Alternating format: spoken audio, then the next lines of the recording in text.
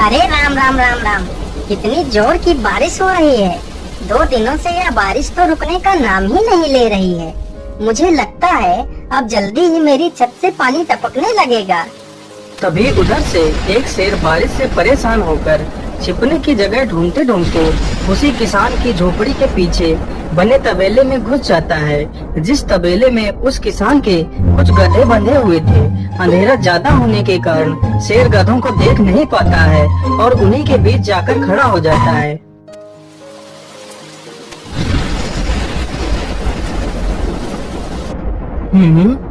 यहाँ से तो किसी मनुष्य की आवाज आ रही है। चलो चुपचाप बैठा रहता हूँ, जैसे ही यह आदमी मेरे करीब आएगा मैं इसे खा लूंगा। हाय हाय हाय, यह बारिश कब रुकेगी? ऊपर से यह टपका भी आ गया। अब मैं क्या करूं? इस टपके से कैसे बचूं? इतना तो डर मुझे शेर और बाघ से भी नहीं लगता है जितना डर मुझे इस टपके से लगता है। अरे यह टपका कौन है? मुझे लगता है यह टपका तो मुझसे भी ज्यादा खतरनाक है। तभी तो यह आदमी शेर और बाघ से ज्यादा इस टपके से डर रहा है। चलो जल्दी से मैं यहाँ से निकल लेता हूँ, नहीं तो कहीं टपका ने मुझे देख लिया तो मेरी खैर नहीं। ओहो, अब मैं इस टपका से कैसे बचूं? चलो जल्दी से मैं अपनी मौसी के घर चला जाता हूँ।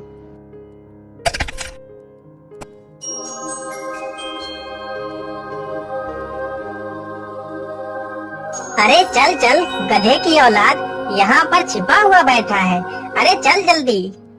अरे ये क्या, जिसका डर था वही हुआ। यह टपका तो मुझ पर हावी हो गया।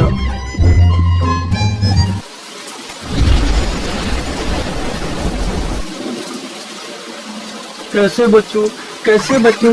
इस टपका से मैं कैसे बचूं? हे भगवान मेरी सहायता करो, मुझे इस टपका से बचाओ। मैं आज के बाद किसी प्राणी को नहीं मारूंगा। मैं मांसाहार छोड़ के शाकाहारी बन जाऊंगा। भगवान मेरी रक्षा करो। शेर को दौड़ते दौड़ते रात से सुबह हो जाती है।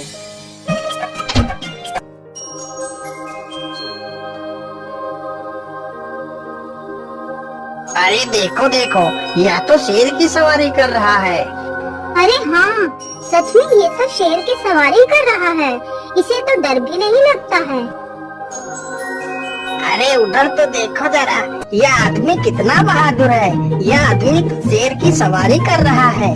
जिस शेर को देखकर हमारी धोती आगे से गीली और पीछे से पीली हो जाती है, यह तो उसकी सवारी कर रहा है। ये गांव के लोग भी ना पागल हो गए हैं जो इस गधे को शेर। अरे बाप रे, यह तो सच में एक शेर है। ये भगवान मेरी रक्षा करो, शेर तो मुझे खा ही जाएगा। राम राम राम राम राम। अब क्या होगा? इस शेर से कैसे बचूं? अरे यह तो एक बरगद का पेड़ है।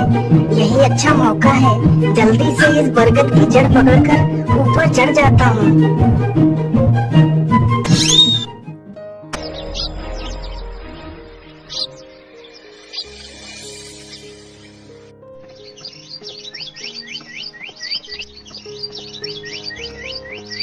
अरे शेर भैया, तुम इतनी जोर जोर से भागते हुए कहाँ जा रहे हो?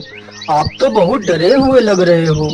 आप तो जंगल के राजा हो, आपको किसका भय है? टपका, वो टपका मेरी जान के पीछे पड़ा है।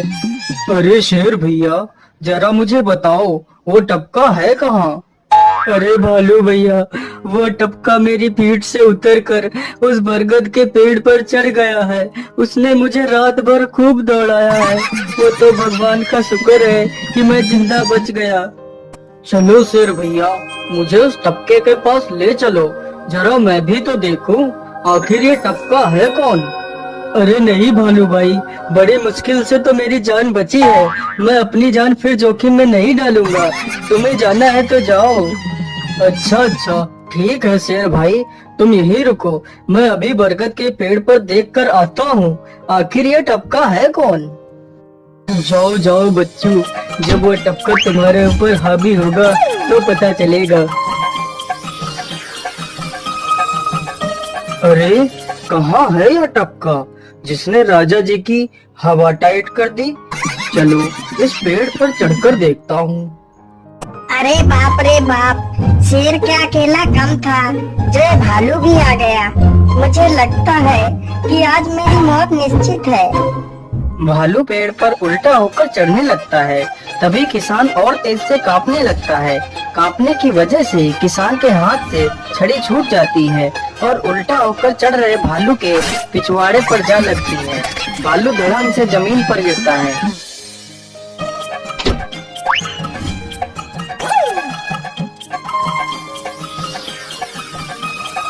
मुझे लगता है अब शेर और भालू दोनों भाग गए हैं। चलो अब जल्दी से यहाँ से निकल लेता हूँ।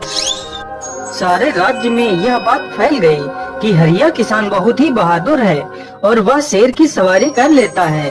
धीरे धीरे यह बात राजा तक पहुँच गई।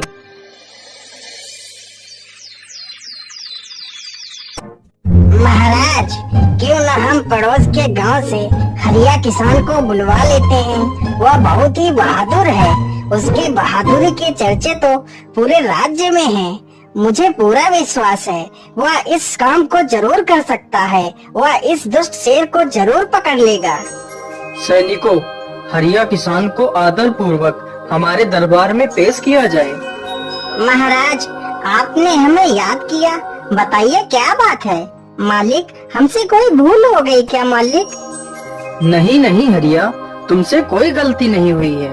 यह कुछ लोग पड़ोस के गांव से आए हैं। इनका कहना है कि इनके गांव में कोई दुष्ट शेर आ गया है जो इनके पशुओं को उठाकर ले जाता है और उन्हें मारकर खा जाता है। हमने तुम्हारी बहादुरी के बहुत सारे किस्से सुने हैं। तुम बहुत ही बहादुर हो, इसलिए मैं तुम्हें उस शेर को पकड़ने की ये जिम्मेदारी सौंपता हूँ। अरे बाप रे बाप, उस बार तो मैं शेर के हाथों बच गया था, लेकिन इस बार मैं नहीं बचूंगा। अगर मैंने महाराज को सच सच बता दिया तो झूठ बोलने के जुर्म में मुझे फांसी पर ही चढ़ा देंगे। अरे हरिया, तुम मन ही मन क्या बड़बड़ा रहे हो? कुछ नहीं महाराज, कुछ नहीं। मैं सोच रहा था कि मैं शेर को कैसे पकड़ूं। ये लो हरिया, कुछ स्वर्ण मुद्राएं रख लो, ये तुम्हारे काम आएंगी। क्या करूं, कैसे पकड़ूं उस शेर को? ये महाराज ने भी मुझे कैसी दुविधा में डाल दिया है। क्या करूं, क्या करूं? हाँ, मिल गया। फिर हरिया बाजार से एक रस्सी और एक जाल तथा एक बकरी खरीद कर लाता है। चलो जल्दी से, मैं यहाँ पर एक गड्ढा खोद देता हूँ।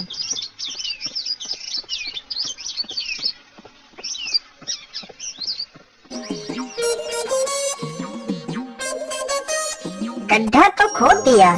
चलो अब जल्दी से इस बकरी को रस्सी से बांध देता हूँ। हरिया ने बकरी को रस्सी से बांधकर गड्ढे में खड़ा कर दिया और जाल को लेकर पेड़ की डाल पर बैठ जाता है। थोड़ी ही देर बाद जब बकरी को भूख लगती है तो वह चिल्लाने लगती है। अरे, यह तो बकरी के चिल्लाने की आवाज है, लेकिन यह आवाज आ कहां से रही है? आसपास तो कोई नहीं दिख रहा है। मुझे लगता है यह आवाज उस पेड़ के पास से आ रही है। चलो चलकर देखता हूँ।